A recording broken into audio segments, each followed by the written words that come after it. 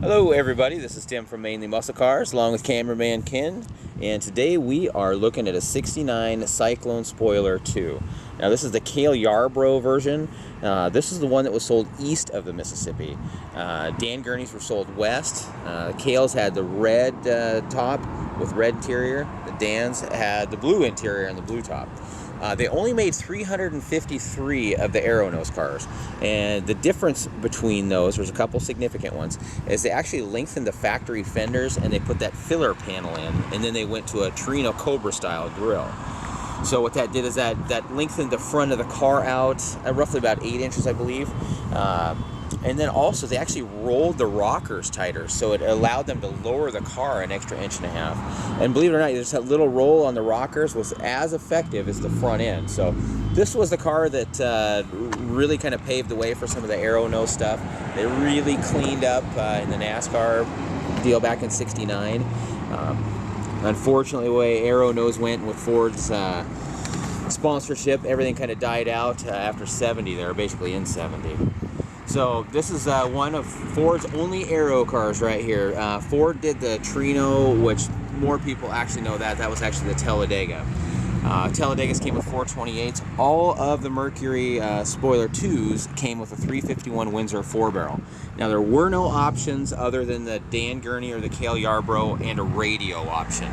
That was it. So all of them are identical. You're not going to see any of them with 4 speeds. You're not going to see anything out there with air conditioning or anything like that on a factory nose car. You can see the rockers kind of hanging below the car where you don't normally see that. Typically those are painted black, and this of course is a project car. This isn't a this isn't a restored driver. It does appear to be very original. We've got the numbers matching engine in it. It has the original rear wing on it. Now these are a very special wing because they're non-adjustable and they're specific to this car. So very cool setup. Mercs, in my opinion, are my favorite. I've had a Talladega before. I like them, but I do like the Mercury's better. I think just the taillights are a lot better. I like the fact that they have the wheel arches on the outside of the car, so the side of the car isn't quite as smooth. Oddly enough, the Mercury's were about 2 miles an hour faster than the Torinos. So there's some pretty good history that goes along with these cars. A really fun car. Nobody really knows what they are kind of when they're seen outside. So just really, really cool car. A lot of fun to own. Take her for a spin so you guys can see what she's like.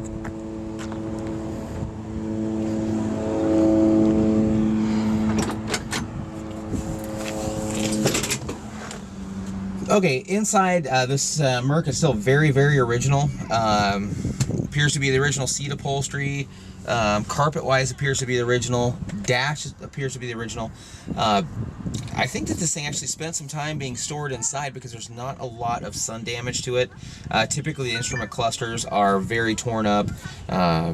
This one here, as far as, there's some sun fading, but much better than most. Runs really well. Fires up quickly. I don't believe the engine's ever been rebuilt. Kind of looking at everything, it does seem to be very factory. Showing 69,733 on the odometer. We have no documentation to support any of that. Looking at the condition, you could easily believe 69, but again, we've got no documentation and we're not claiming that it is. Runs excellent though. This is the 290 horse Windsor, so it's the high compression motor. So it actually has good power. Steering feels nice and tight. Overall, it's a good car. If you're looking for something to buy, get in and restore, you'd be hard pressed to do better than this one. You'd be hard pressed to find another one in any condition, but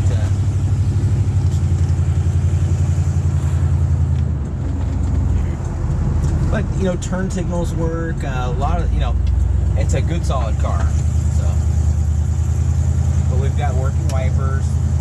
We've got working turn signals, headlights, and all that. So you've got a real good basis for a restoration. So now this car does have, it does have a couple small spots of rust. It's still a very restorable car. So if you're looking for one to restore, give this one a good look. It has a pedigree that would be very, very, very hard to beat. And it's just a good, solid driver. I mean, you could theoretically get in this one and drive it as is. It has the factory style steel wheels on it, and the BF Goodrich radial TAs are still in good condition. So with a little care, there's no reason you couldn't drive this one every day.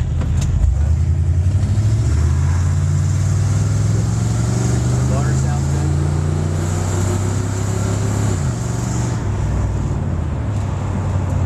But anyhow, any questions, give us a call, 360-863-2241, or check us out on the web at mainlymusclecars.com. Thanks.